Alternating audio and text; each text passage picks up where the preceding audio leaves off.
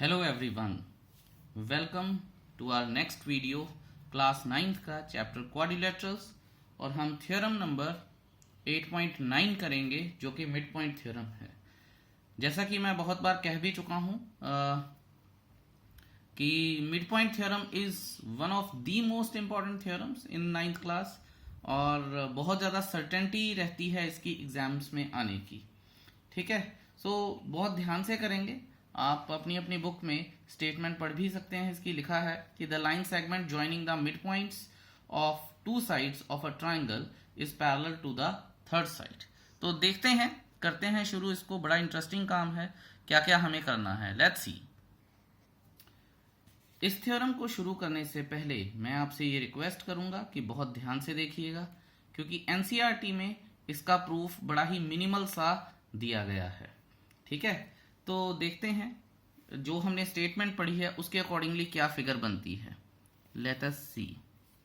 मैं जो नेमिंग है अपने हिसाब से करूंगा, क्योंकि जो एनसीईआरटी में गिवन है वो बहुत ही कम गिवन है and that does not please me. ठीक है, सो हमें एक ट्राइंगल दिया गया है ABC। लगा लें अगर हम इसे, तो कोई दिक्कत नहीं रहनी चाहिए हमारे पास। ABC और ये एक लाइन दी गई है P एंड Q। अच्छा, अब गिवन भी साथ साथ में ही लिख लेते हैं। गिवन क्या क्या है कि अ ट्राइंगल ABC, ठीक है जी, where P and Q are the midpoints of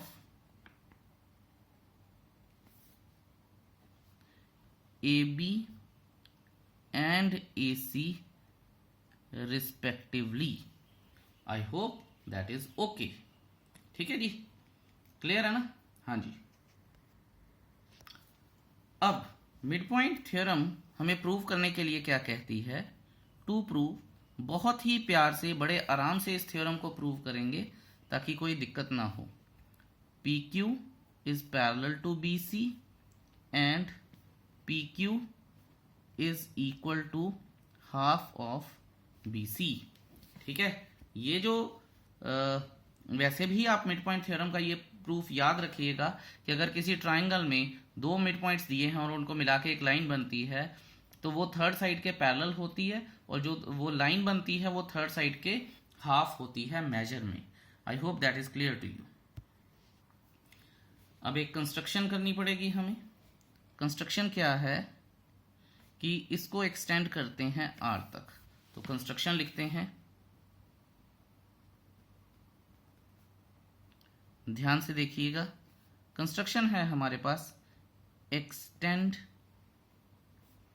PQ to R such that PQ is equal to QR and join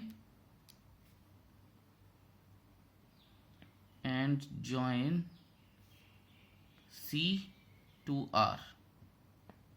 देखिए कैसे, ये देखिए ज्वाइन C to R। मैंने तो पेन से कर दिया है, पर आप पेन से कुछ भी नहीं करेंगे, सारा कुछ पेंसिल से होना चाहिए। ठीक है जी, तो मैंने आपको बता दिया है। अब हम करेंगे इसका प्रूफ। सो लेट अस सी कि प्रूफ कैसा है। ये देखिए, क्योंकि हमने इसकी कंस्ट्रक्शन की तो इस ट्रायंगल को और इस ट्रायंगल को ज्यूम कर लेते हैं। ध्यान से देखेंगे, इसको 1 और इसको 2 एंगल मान लेते हैं। ठीक है, थोड़ा सा जल्दी और आसानी से हो जाएगा। In triangle AQP and triangle CQ and R। AQ is equal to CQ। क्यों भला AQ और CQ क्यों इक्वल हैं? ये देखिए, क्योंकि Q is the mid point, ये गिवन है। यहां लिख दूंगा मैं, because Q is the midpoint of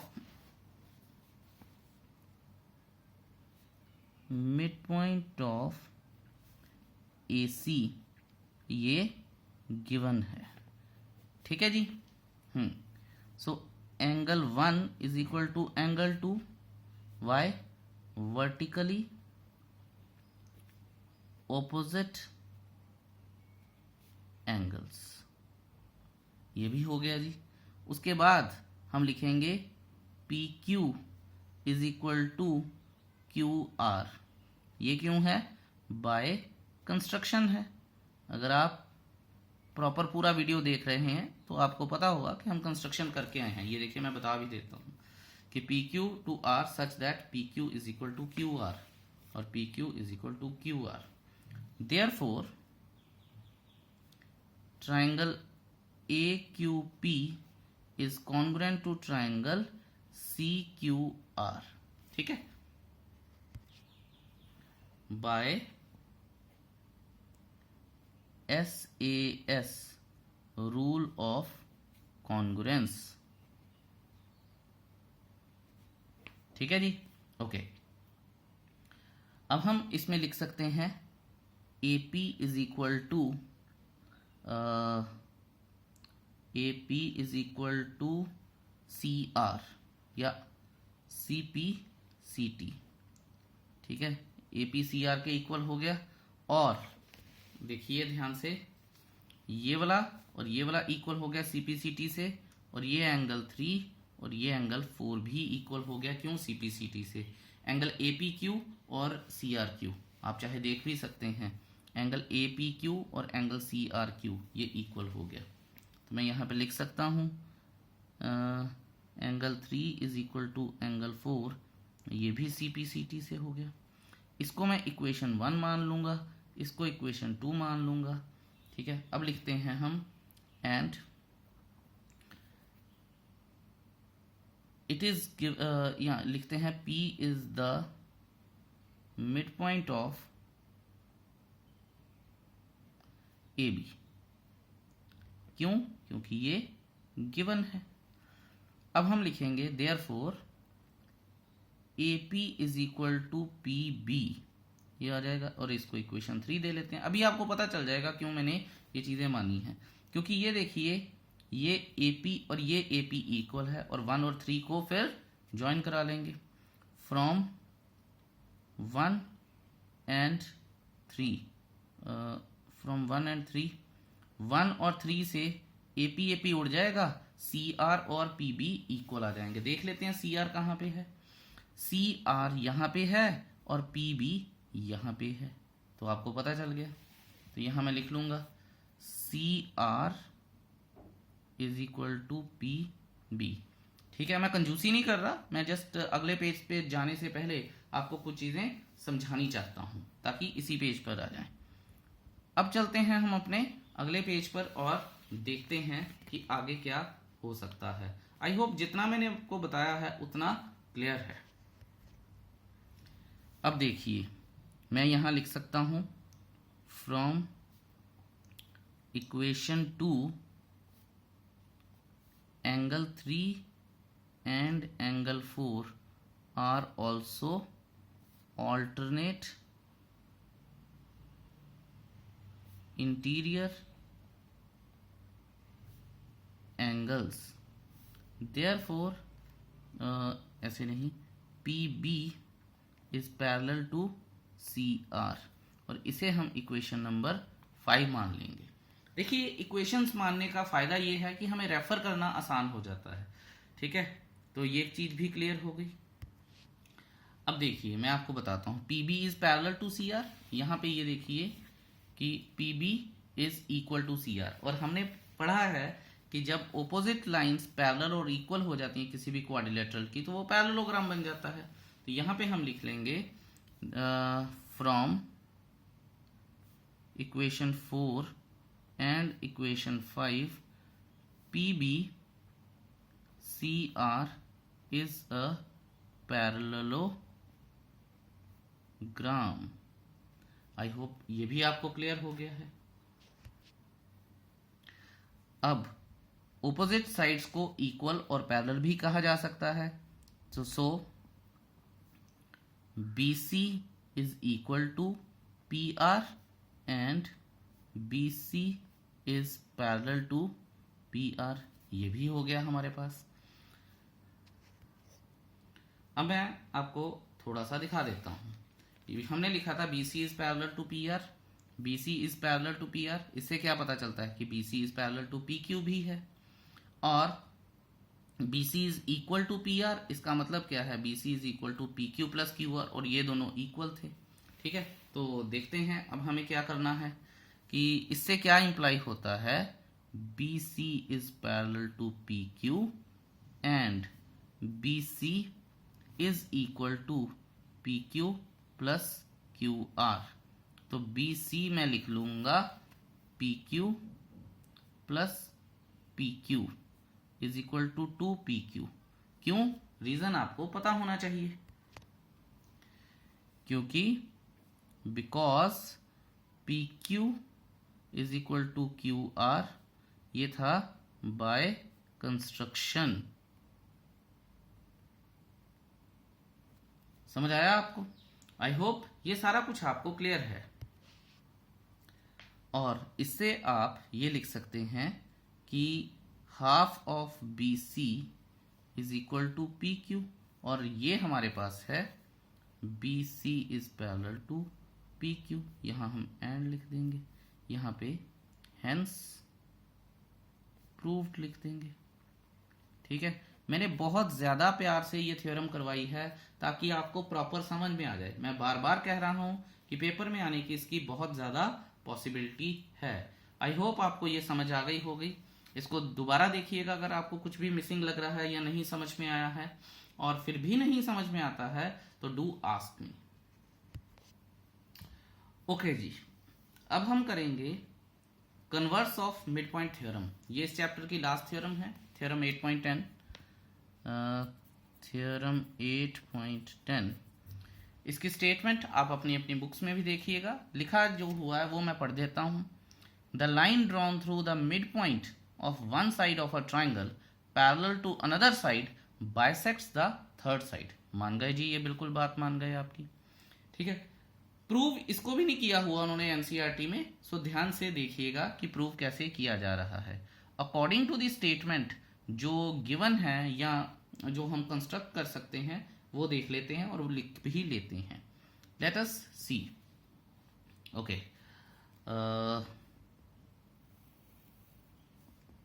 ये हमारे पास एक ट्राइंगल आ गया, ये एक आ गया। ठीक है, और इस तरह से अगर आपको मिड पॉइंट थ्योरम याद हो तो पता ही होगा आपको। नेमिंग मैं कर लेता हूँ ABC, और ये आ जाएगा हमारे पास P पॉइंट, और ये आ जाएगा Q पॉइंट। गिवन देख लें क्या क्या है। लेट अस सी कि गिवन क्या क्या है।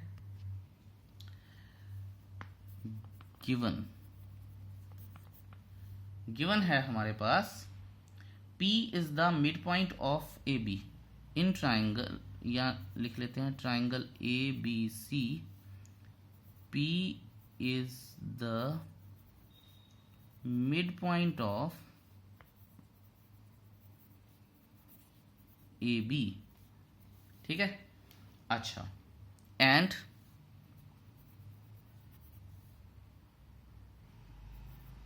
PQ is parallel to BC।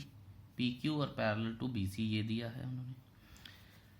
Okay, तो टू प्रूव क्या है हमारे पास? टू प्रूव है Q is the mid point of AC। ये मुझे प्रूव करना है कि Q is the mid point of AC। अगर मैं इसको और इसको यानी AQ और QC को इक्वल कर दूंगा तो Q मिड पॉइंट हो जाएगा। तो लिख लेते हैं जी, Q is the mid point of AC। ये एक चीज है। ठीक है, यहां पे मैं लिख भी देता हूं that is AQ is equal to QC। ये दूसरी चीज है जो जिसके मतलब ये हो गया या ये हो गया, एक ही बात है। कंस्ट्रक्शन करते हैं और वो थोड़ी सी इंटरेस्टिंग है, सो ध्यान दीजिएगा। कंस्ट्रक्शन क्या क्या है, मैं यहां से कंस्ट्रक्शन करूंगा। Draw C R is parallel to B A, C R parallel to B A बनाए, सी आर करते हैं, ये गया C R parallel to B A. आपको पता होना चाहिए कि जो हमने मिड पॉइंट की कंस्ट्रक्शन की थी वैसा सा ही कुछ होगा। और produce P Q to R, ठीक है, C R parallel to B A, ठीक है, और तो नहीं कुछ आना चाहिए। तो इसको इस तरह से लिखते हैं, draw C R parallel to B A to meet P Q produced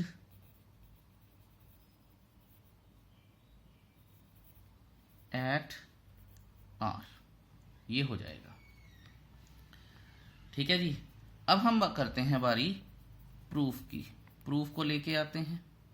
ठीक है, okay. P R is parallel to B C, P R is parallel to B C. यहां पहले मैं फिगर में नाम दे लेता हूं।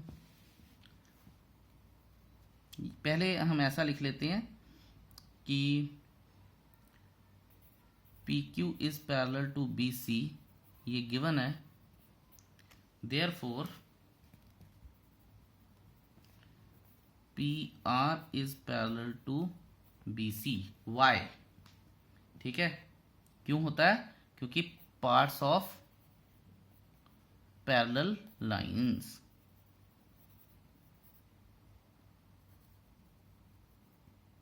चलिए फटाफट चलते हैं अगले पेज पर और देखते हैं कि क्या हो सकता है आगे। So let's C,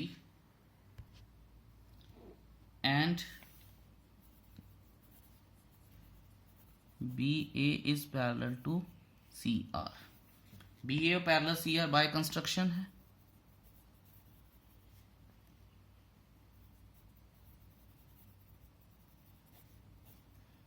pen change कर लेते हैं, ये आ जाएगी हमारे पास इक्वेशन 2। ठीक है, और जो हमारी देखिए फिगर में B A is parallel to C R by construction था। ठीक है, तो फिर बी पी भी सी आर के पैरेलल हो जाएगा ये चीज, और फिर यहां से पी आर और इसके पैरेलल हो गई, ये यहां पे मैंने लिखा है। तो इसको इक्वेशन 1 देता हूं और फिर अब मैं लिखूंगा कि B P is parallel to C R imply करते हैं B P is parallel to C R, और ये भी रीजन क्या है? Parts of parallel lines. और ये लकीली ये इक्वेशन 2 हो जाएगी, ये नहीं होगी। ठीक है, सो यहां तक हम पहुंच गए हैं। आई होप आपने समझ लिया होगा ध्यान से। अब अगर आप इसे देखेंगे फिगर में, तो आपको पता चलेगा कि मैंने क्या करने की कोशिश की है।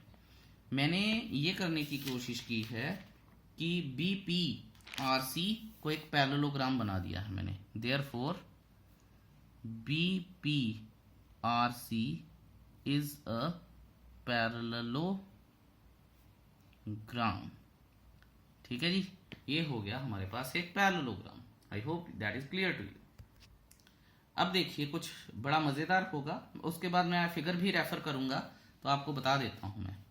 ये आ जाएगा B P is equal to C R, B P is equal to C R. Reason मैं दूंगा opposite sides of a parallelogram, sides of a parallelogram. ये हो गया जी, बिल्कुल हो गया। अच्छा, और उसके बाद मैं लिखूंगा A P is equal to C R. मैं आपको दिखा देता हूं। पहला मैंने लिखा है कि B P is equal to C R. ध्यान से देखिए, BP is equal to CR, opposite sides of a parallelogram. अब मैं लिखूंगा, पहले मैं AP is equal to CR, ये लिखने से पहले मुझे ये लिख देना चाहिए कि since P is the mid point of AB जो कि गिवन है, तो AB is equal to PB हो जाएगा और PB और CR इक्वल हो जाएंगे। ठीक है, तो लिख लेते हैं हम यहाँ पे, since P is the midpoint of AB, ये गिवन है, therefore AP is equal to, ध्यान से देखिएगा, BP। ठीक है, और इसको अगर मैं इक्वेशन 3 दूं नाम और इसको इक्वेशन 4 दूं, तो from 3 and 4, from 3 and 4 figure में देखिए ज़रा, BP और BP उड़ जाएगा तो AP is equal to CR आ जाएगा, AP is equal to CR आ जाएगा। तो मैं आपको दिखा भी देता हूँ कि AP और ये CR इक्वल हो गए। ठीक है, I hope that is clear to you. अब चलिए चलते हैं, अपना प्रूव करते हैं। अब देखिए, हम लिखेंगे in triangle APQ and triangle CRQ, in triangle APQ and triangle CRQ। जहां भी आपको नहीं पता चले, पॉज करके वीडियो को पॉज कीजिए और फिगर को जरूर रेफर कीजिए। ठीक है, यही तरीका है इनको समझने का। अब देखिए, फिगर को दोबारा रेफर करते हैं। इस ट्राइंगल की और इस ट्राइंगल की बात हो रही है। आप ये देखेंगे, ये वाला एंगल और ये वाला एंगल इक्वल हो जाएंगे, वर्टिकली ऑपोजिट एंगल्स। ठीक है, क्योंकि ये लाइन और ये लाइन पैरेलल है, ध्यान से देखिएगा, इसलिए ये वाला एंगल और ये वाला एंगल इक्वल हो जाएंगे। लिखूंगा कैसे, वो ज़्यादा इंपॉर्टेंट है।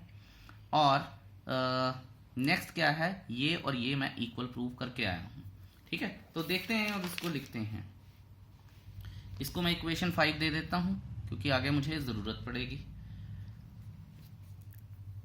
Angle AQP is equal to angle CQR, vertically मैंने नाम दिए थे 1 2, लेकिन मैंने यूज नहीं किए, ऑपोजिट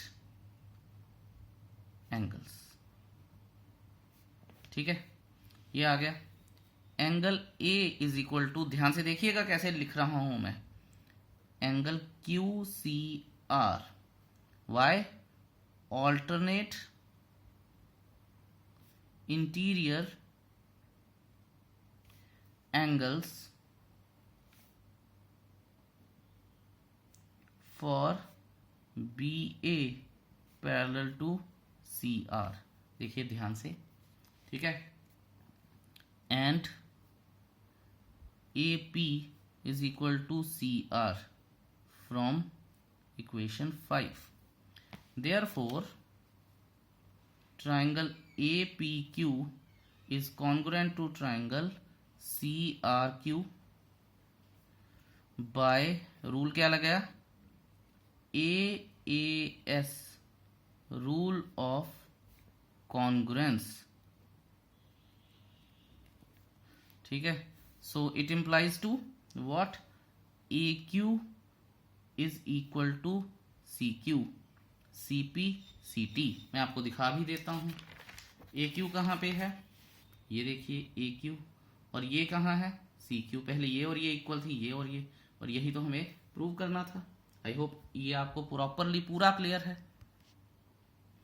और आप देख भी सकते हैं कि हमें यही प्रूव करना था। तो यहाँ मैं लिख सकता हूँ, यहाँ लिख दूंगा मैं, हेंस Q इज द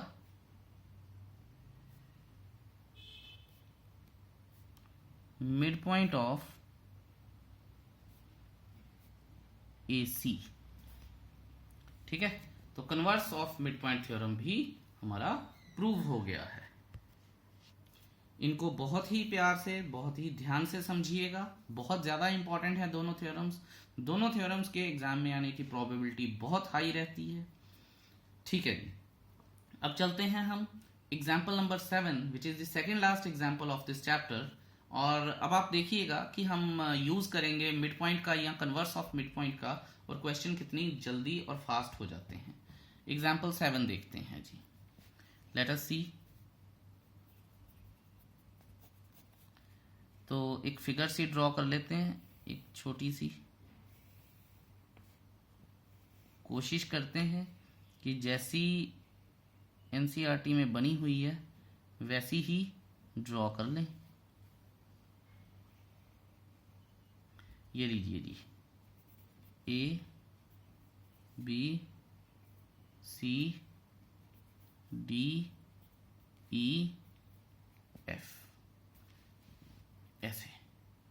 ठीक है, स्टेटमेंट मैं पढ़ता हूं, आप भी अपनी बुक में मेरे साथ ही रेफर कीजिए। In triangle A B C D E and F are the mid points of side A B C and C A. ठीक है, कोई बात नहीं। Show that triangle A B C is divided into 4 congruent triangles by joining D E and F. अब ध्यान से देखिएगा, फटाफट से गिवन लिख लेते हैं क्योंकि मुझे लगता नहीं कोई कंस्ट्रक्शन करनी पड़ेगी। Triangle A B C where D E and F are the mid points of sides A B C and C A. तो टू प्रूफ क्या आएगा? टू प्रूफ आ जाएगा कि आप चाहे तो लिख दीजिए कि A D C congruent to ये, कॉन्ग्रुएंट टू ये। तो इतना लिखने से अच्छा कि triangle A B C is divided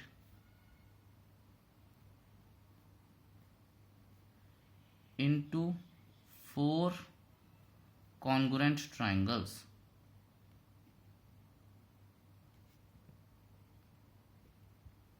ठीक है जी, चलिए फटाफट से प्रूफ कर लेते हैं। प्रूफ क्या है हमारे पास? इसका प्रूफ है D and F are the mid points of side A B and A C of triangle A B C. ठीक है, अब देखिएगा कैसे मिड पॉइंट थ्योरम्स लगनी शुरू होती हैं, क्योंकि मिड पॉइंट्स की बात है ना। It is given that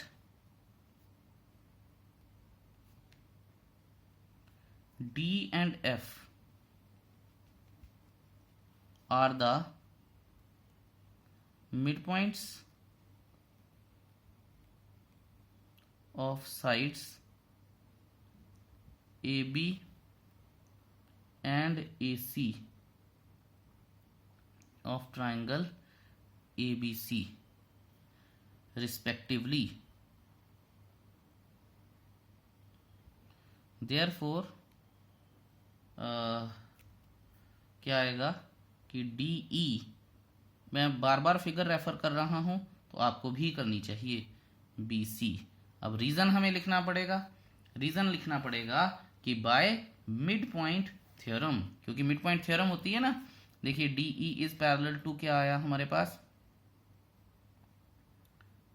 sorry D F लिखना चाहिए, I am so sorry, D F is parallel to B C, क्योंकि मिड पॉइंट थ्योरम क्या होती है? line segments joining the midpoints of two sides of a triangle is parallel to the third side। तो यहाँ पे हम simply लिख सकते हैं by midpoint। वैसे तो MPT भी लिख सकते हैं, पर मैं शॉर्ट फॉर्म्स लिखनी थोड़ी अवॉइड करता हूँ, by midpoint theorem। ठीक है जी, चलिए चले अब अपने नेक्स्ट पेज पर और देखते हैं कि हमें और क्या करना चाहिए। देखिए यहाँ पे अब मैं सिंपली लिखूंगा, बार बार तो नहीं करूंगा। Similarly D E is parallel to A C carefully and E F is parallel to A B, ये लिख लिया मैंने। ठीक है, ओके, तो थोड़ा दिखा भी देते हैं आपको कि लिखा क्या गया है। D E is parallel to AC और EF is parallel to A B. Okay, तो अब हम बात करेंगे नेक्स्ट। अच्छा, मैं आपको बार बार बोल रहा हूं कि ट्राइंगल्स को जो भी बता रहा हूं ट्राइंगल्स को जरूर रेफर कीजिएगा। अच्छा, नाउ इन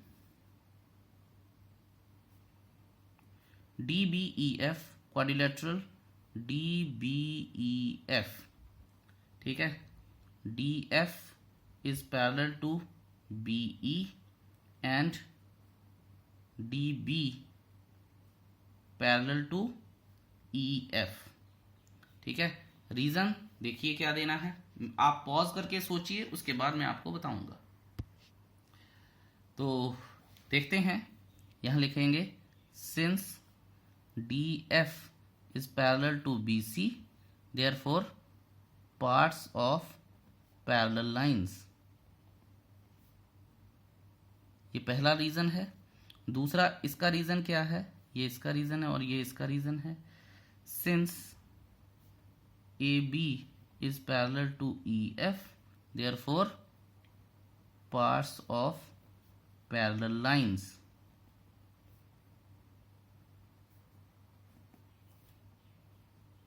ठीक है, ये हो गया।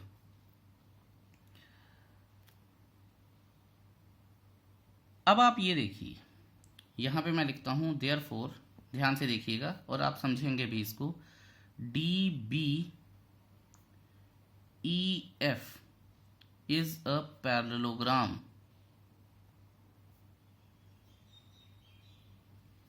ठीक है जी।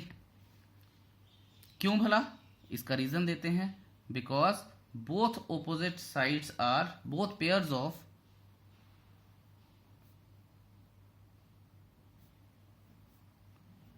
opposite sides are parallel। ये हो गया आपके पास, बिल्कुल हो गया जी। अच्छा, सो हम लिख सकते हैं कि DBEF इज अ पैरेललोग्राम और DE is the diagonal. So DE is the diagonal of DBEF, ठीक है। देयरफॉर, अब इंपॉर्टेंट रूल लग जाएगा पैरेललोग्राम का कि triangle DBE is congruent to triangle DFE। Reason, diagonal of a parallelogram divides it into two congruent triangle. Diagonal of a parallelogram divides it into two congruent triangles। ये हो गया जी, ठीक है। अच्छा, अब हम लिखेंगे similarly. Similarly, DFCE is a parallelogram. DFCE is a parallelogram, and यहाँ therefore लिख लेते हैं। therefore DFE is congruent to triangle CEF। अच्छा, इनकी नंबरिंग भी दे दें, फायदा रहेगा। तो नंबर, इसको इक्वेशन 1 दे लेते हैं, इसको इक्वेशन 2 दे लेते हैं, और आने वाली एक और इक्वेशन है उसे 3rd दे लेते हैं। Also ADEF is a parallelogram, therefore triangle ADF is congruent to triangle DFE, ठीक है। इसको इक्वेशन 3 दे लेते हैं हम, इजी रहेगा। फ्रॉम 1, 2 and 3, फ्रॉम 1, 2 and 3, ध्यान से देखिएंगे अब। Triangle DBE is congruent to triangle DFE is congruent to triangle CEF is congruent to triangle ADF. Hence, all the 4 triangles are congruent. Hence proved. I hope ये भी आपको समझ आ गया होगा, कोई परेशानी नहीं होनी चाहिए। अब आप देख भी सकते हैं और अंदाज़ा भी लगा सकते हैं कि एनसीईआरटी में कितना शॉर्टकट मारा गया है, लेकिन कॉन्सेप्ट दिया गया है और कॉन्सेप्ट ये है। अच्छा, अब हम करेंगे एग्जाम्पल नंबर 8 और बड़े ही ध्यान से देखेंगे, ठीक है। क्वेश्चन चाहे वो छोटा है लेकिन उसमें समझने वाली काफ़ी सारी बातें हैं, तो देख लेते हैं जी। Let us read the statement. L, M and N are 3 parallel lines intersected by a transversal P and Q. I hope आपने बुक सामने रखी है और देख भी रहे हैं।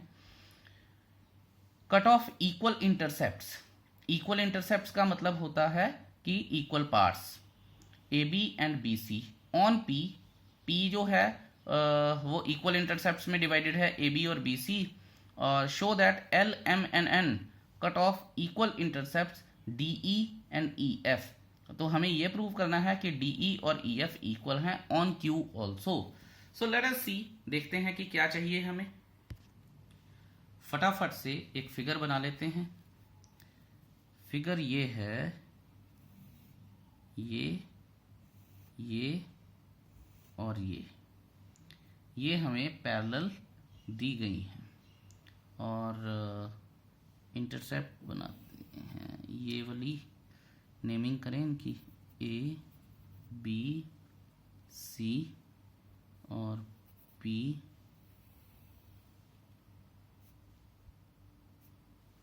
और ये आ जाएगी Q, D, E, F, L, M, N। I hope everything is okay. सिर्फ ये पॉइंट नहीं लिखा मैंने, G, इसको मिला देते हैं और ये पॉइंट G है। I hope that is clear to you. Example 8। चलिए फटाफट गिवन लिख लेते हैं। गिवन क्या क्या है वो देख लेते हैं। L, M and N, L, M and N cut off equal intercepts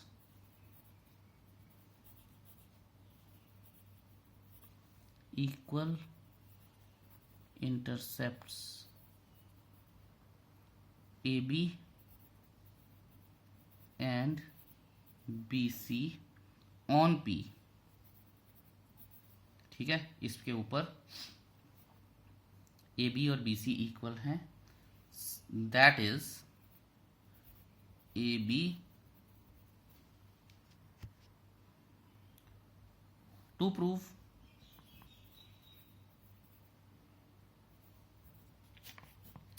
L, M and N, L, M and N cut off equal intercepts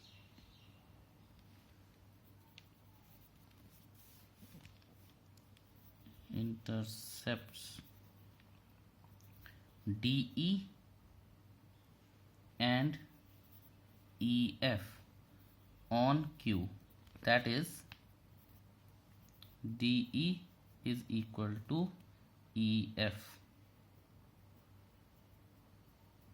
ठीक है जी, चलिए चलते हैं अगले पेज पर और देखते हैं प्रूफ में क्या क्या हमें लिखना चाहिए। सो लेट अस सी। प्रूफ आ जाएगा, ध्यान से देखेंगे और जहां भी आपको दिक्कत आए फिगर को रेफर कीजिए, ठीक है, क्योंकि बुक में उन्होंने दिया ही है कि E और F मिलते हैं और जो M लाइन है उसे G पर काटते हैं। ठीक है, तो यहाँ पे मैं लिख लूँगा कि क्योंकि उन्होंने बुक में इसका कोई नाम पता नहीं दिया, और उन्होंने फिगर में रेफर करने को बोल दिया है, तो यहाँ मैं लिख भी देता हूँ ना। चाहे अगर हमारे पास ये चीज़ अब फिगर नहीं दी होती तो ये पार्ट कंस्ट्रक्शन में चला जाता। ठीक है, अब क्योंकि ये गिवन है इसलिए सिंपली हम लिख भी सकते हैं, नहीं भी चाहें तो नहीं भी लिख सकते हैं, लेकिन फिर भी कंस्ट्रक्शन तो नहीं हो सकती क्योंकि फिगर गिवन है। तो मैं सिंपली यहाँ पे लिख सकता हूँ जॉइनिंग या join A to F intersecting M at G, intersecting M at G. ठीक है, तो यहाँ आ जाएगा triangle A C F, in triangle A C F. अब ध्यान दीजिएगा जो जो कर रहा हूं मैं, और चाहें तो पॉज कर करके इसको आप रेफर कर सकते हैं। ठीक है, ए सी एफ, ओके। तो B is the mid point of A C, ये गिवन है बिकॉज, यहाँ इसको ऐसे लिख लेते हैं, because A B is equal to B C, ये गिवन है। ठीक है, ये रीजन मैंने दे दिया है। And B G is parallel to C F because M is parallel to N, ये गिवन है। ठीक है, तो मैं यहां पे रीजन दे सकता हूं पार्ट्स ऑफ पैरेलल लाइंस।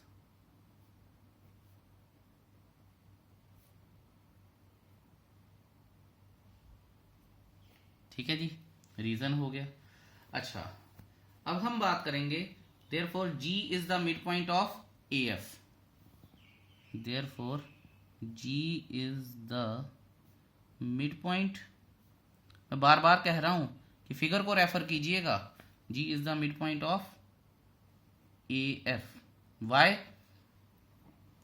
क्योंकि अगर आप देखें ध्यान से, थोड़ी देर पहले ही हम जो थ्योरम पढ़ के हैं, line drawn through mid point of one side of a triangle parallel to another side bisects the third side, ये कौन सी होती है? ये होती है converse of mid point theorem. तो यहां मैं लिख दूंगा बिकॉज बाय कन्वर्स या converse of mid point theorem, mid point short form रहने ही देते हैं, थ्योरम, ये हो गया जी। अच्छा, तो जी मिड पॉइंट आ गया, एक चीज क्लियर हो गई, लेकिन हमें तो ई मिड पॉइंट करना है और वो भी डी एफ का। अब आप ये देखिएगा ध्यान से, इन triangle A F D G is the mid point, इसको मैं 1 दे देता हूं क्योंकि यही चीज लिखने लगा हूं मैं। G is the mid point of AF from 5। ठीक है, ओ सॉरी फ्रॉम 1, दिमाग में क्या चल रहा है। ओके, एंड अब ध्यान से देखेंगे, and GE is parallel to AD, GE is parallel to AD। दिखा दूं आपको, चलिए ये देखिए, GE जो है ये पैरेलल है AD के। Parts of parallel lines M and L are parallel, तो मैं यहां लिख दूंगा यहां पे, since L is parallel to M, so parts of parallel lines, ये रीजन हो गया। So E is the midpoint of DF,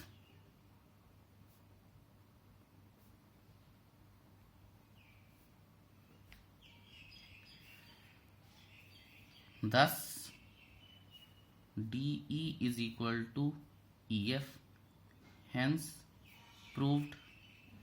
कभी कभी एग्जामिनर क्या करते हैं कि mid point converse of mid point theorem paper में ना डाल के एग्जैक्टली ये क्वेश्चन डाल देते हैं, तो ये क्वेश्चन भी हो जाता है और मिड पॉइंट थ्योरम की, converse of mid point theorem की अंडरस्टैंडिंग भी शो कर देता है।